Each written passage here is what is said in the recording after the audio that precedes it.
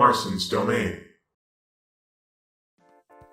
Hey everyone, Marson here, and today I want to talk about Nickelodeon's All-Star Brawl, because I had a video where I talked about if the game was dead, and I ended up saying that it was what I feel on life support, where I don't think the game's totally done, but it really wasn't looking too good for the game.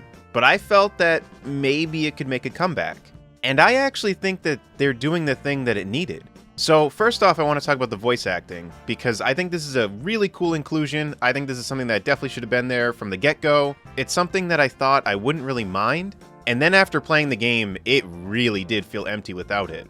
And also, I can tell I have morning voice, but I'm just going to roll with this. So I think them adding voice acting is really cool. I think it's something, like I said, should have been in the game from the get-go, but I don't think this is the thing that is going to make the game fully be rejuvenated. I don't think it's going to have this big active community just because they're adding voice acting.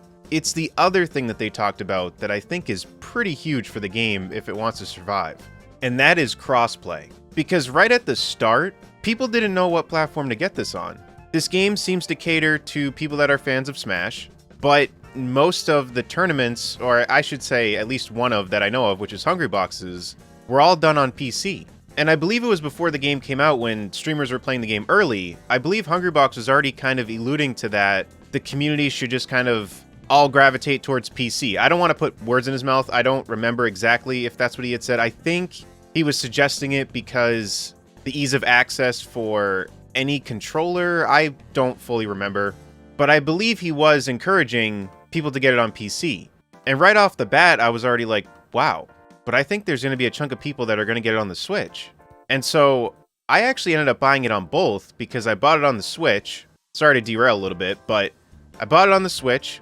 I wanted to play it at midnight, and it wouldn't let me. I don't even know when it became available. I want to say it was like 6 a.m. in the morning. So I actually bought it on PC so I could play it at midnight and stream it.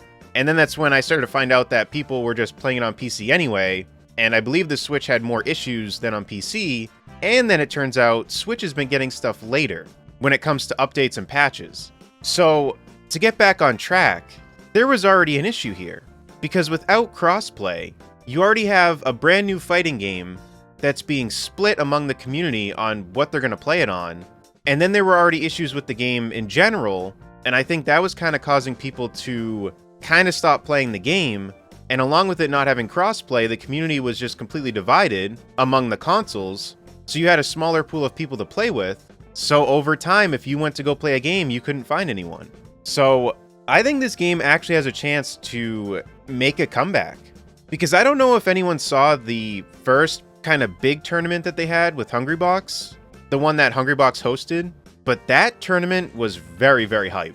I remember watching that and it was just like, wow, yeah, this game is legit. This is fun to watch. This is awesome. And then I noticed that in the most recent Hungrybox tournament, I'm pretty sure viewership was way lower than it was before. Because I think a lot of people's interest just kind of died off. And I think that's just kind of natural with some top players just being like, yeah, I don't really want to focus on this game anymore. But I think part of the problem was that it was dying off in general because of the lack of things in the game. So I think some top players were like, well, and not even just top players, but content creators in general, I think they were thinking, well, why should I keep playing this game if the viewership is dying? When they could just play another game that they've been playing and have better viewership. So I think with crossplay, the game's player base will be able to rejuvenate enough and be active enough to where maybe more top players and content creators will want to make content on this game.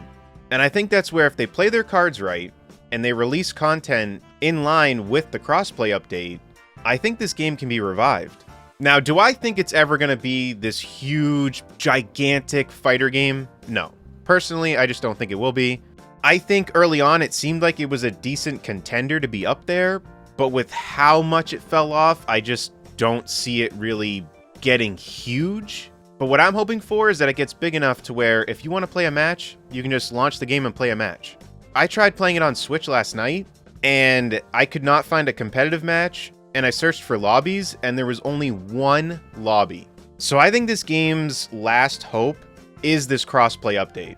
Because in my opinion, it doesn't matter how many characters they add. Even if they add a character that kind of just blows up the internet and everyone's talking about this character, I don't think it's enough. Because I think a huge problem is people going on whatever console or PC, whatever they bought it on, when they try to play, they can't find a match. And that was something that I had talked about in an earlier video where I had said, if I go on to play and I can't find a match, I'm going to stop looking for a match, and someone else could hop on right when I leave. They can't find a match, so then they're going to stop, and that chain just keeps going.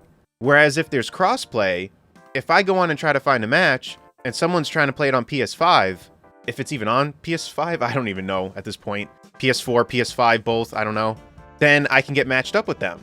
And then slowly over time, when people realize they can go on and actively get matches, I think the community can be at a good spot.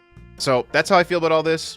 I think the game has a chance to be revived, but I think it really does all come down to this crossplay update.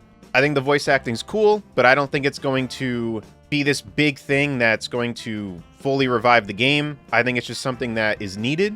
I guess needed isn't really the right word, but I think you guys know where I'm coming from. The game definitely feels empty without it, but I think it's the crossplay update that's gonna give this game its last leg.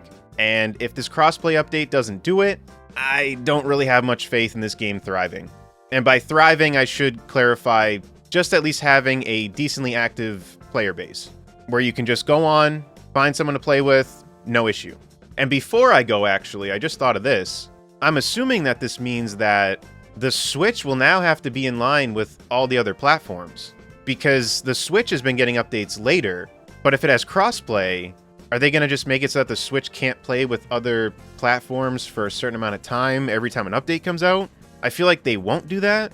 So I guess this is also a plus for the Switch, because I think it means that updates will be universal now. But that's all I have to say about this. Definitely let me know what you guys think about all this in the comment section down below. If you enjoyed this video, be sure to give it a like. If you want to stay up to date with my videos, be sure to subscribe and hit the bell.